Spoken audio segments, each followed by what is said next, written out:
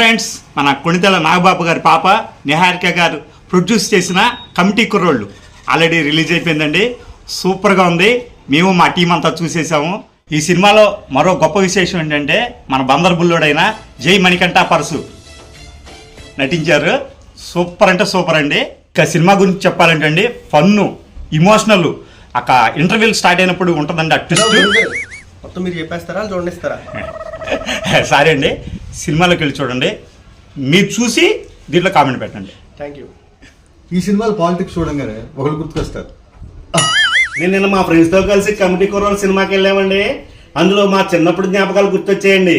ఇందులో కొన్ని నా భార్యకి చెప్పినవి, కొన్ని చెప్పనివి కూడా ఉన్నాయండి.